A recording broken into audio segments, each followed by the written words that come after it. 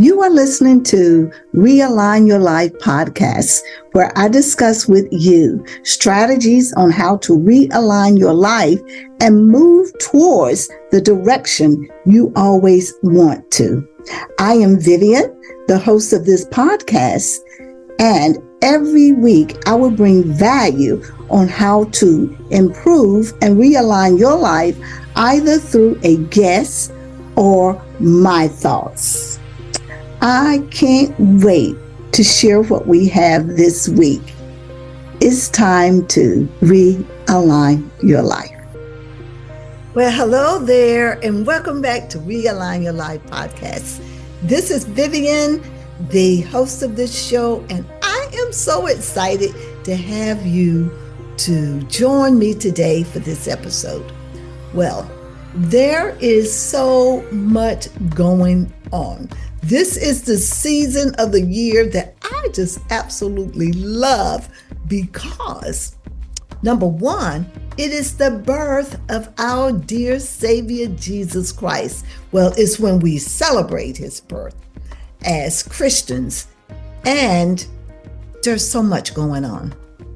We are traveling, we're baking, we're shopping, we're going here and we're going there.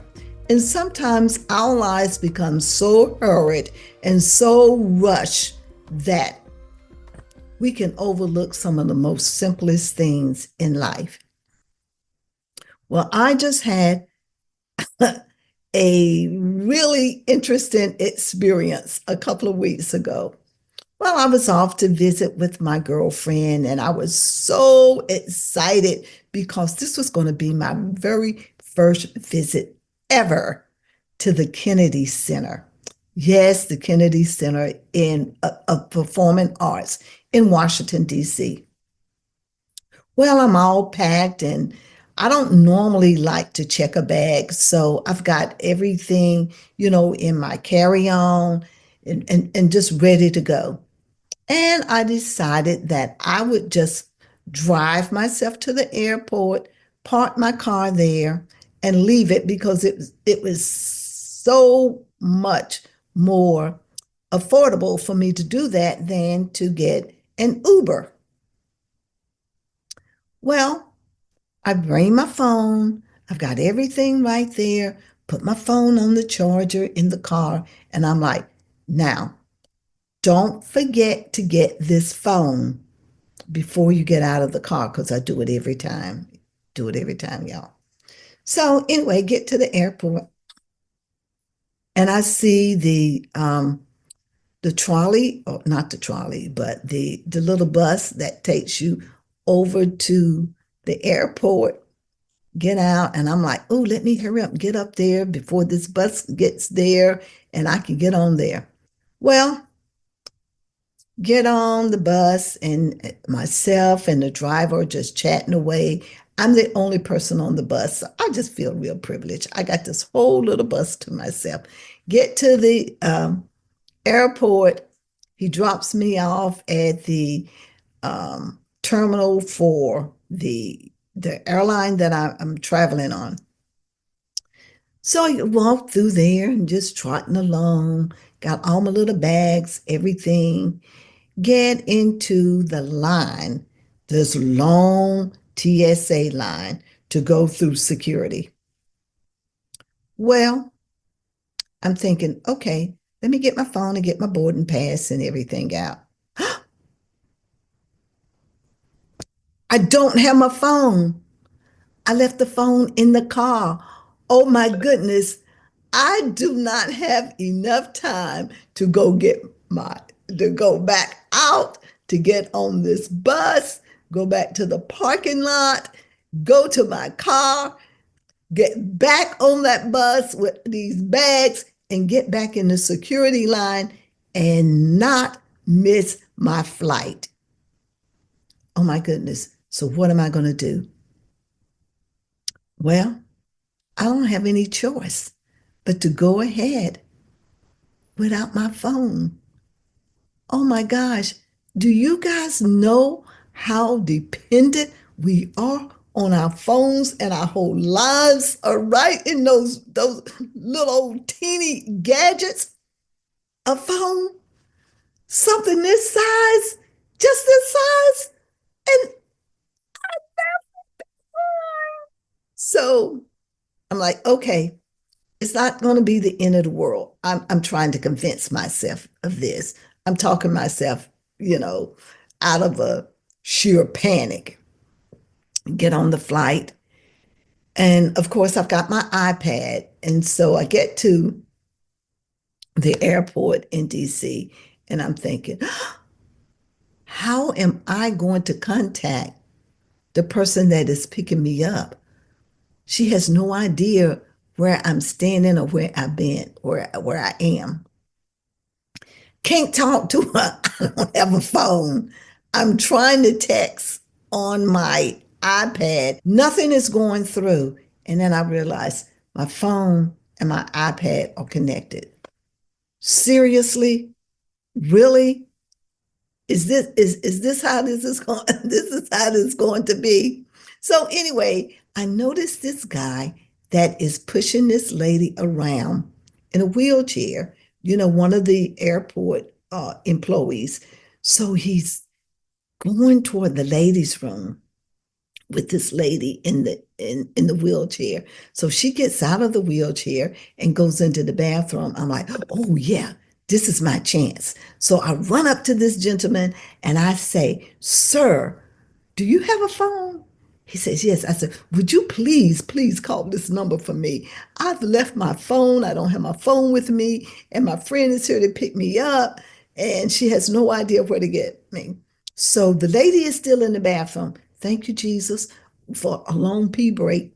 So, anyways, he calls the number for me. My friend answers and she immediately starts off. I've been trying to call you. I'm like, girl, this is real quick now. I left my phone. I left my phone in the car in North Carolina.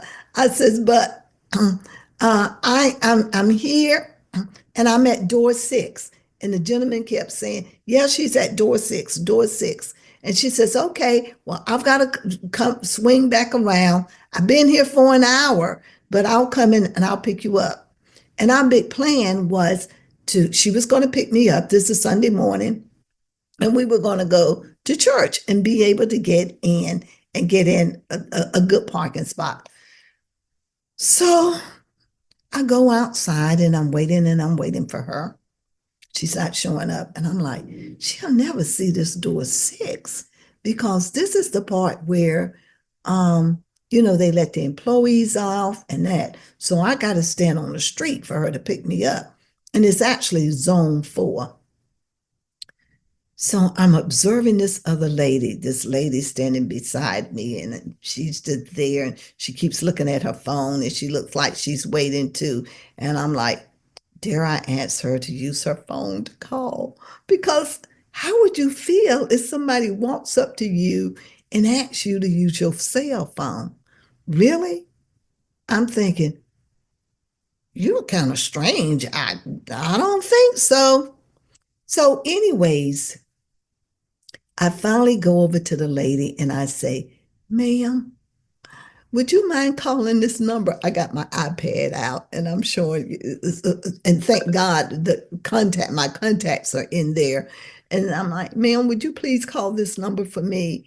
And she looked at me strange at first. And I'm like, yeah, really, seriously. I'm traveling from North Carolina and I don't have my phone.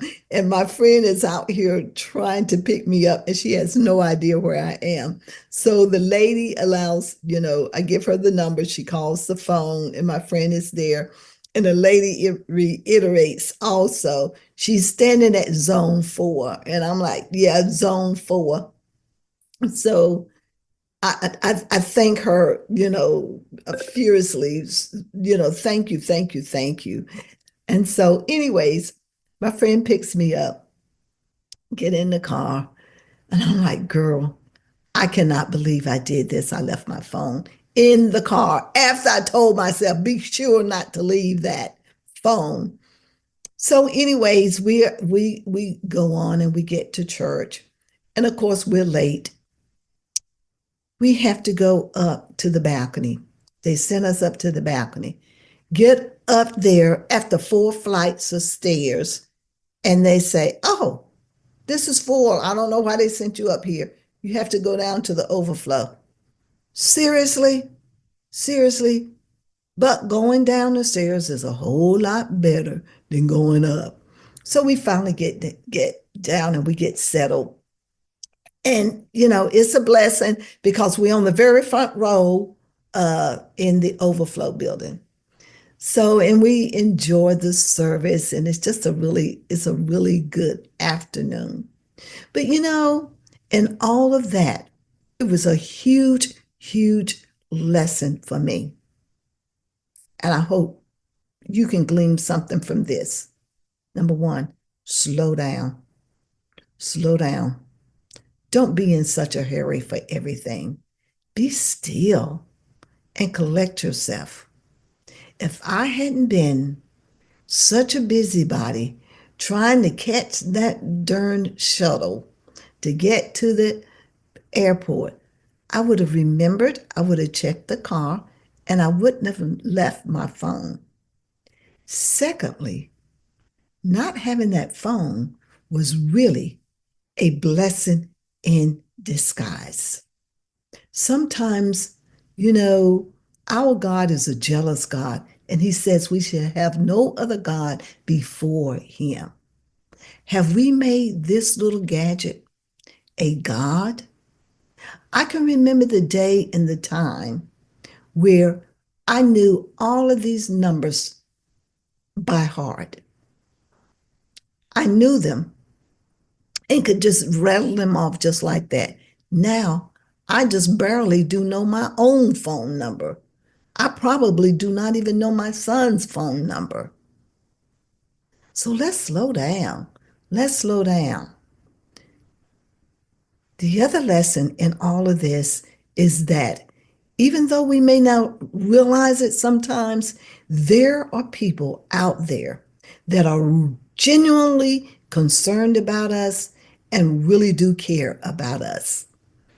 This is so funny because I never even thought about using my phone to contact people to let them know that I was away and that I had left my phone at home. I didn't have access to it.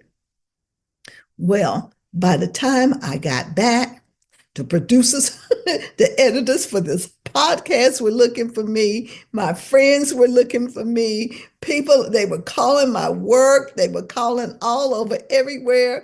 And everybody was sending out text messages. Have you talked to Vivian? Have you seen Vivian? So you know what? It's good to know that you're cared about. It's good to know that there are people that are supporting you emotionally and spiritually.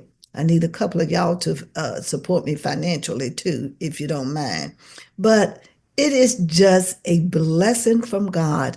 And sometimes we really do need to disconnect in order to connect.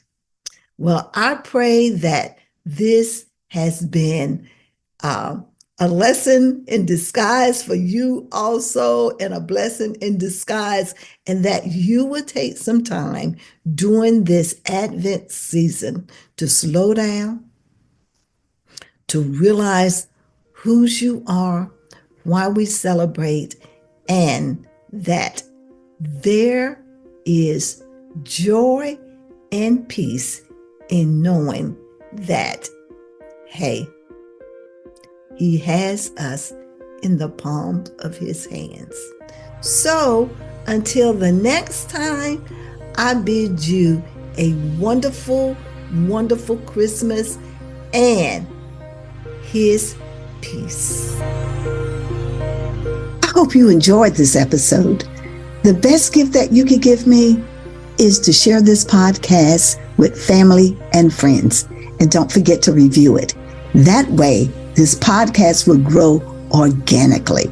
If you need to reach out to me, please check out my Facebook page, DM me there, or you can email me at GODSKOW